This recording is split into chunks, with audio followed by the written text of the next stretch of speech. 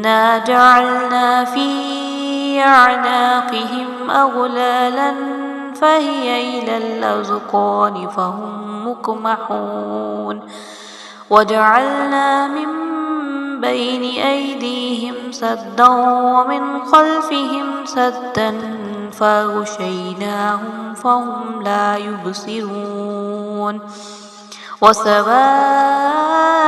عليهم أأنذرتهم أم لم تنذرهم لا يؤمنون إنما تنذر من اتبع الذكر وخشي الرحمن بالغيب فبشره بمغفرة وأجر كريم إنا نحن نحيي الموتى ونكتب ما قدموا وآثارهم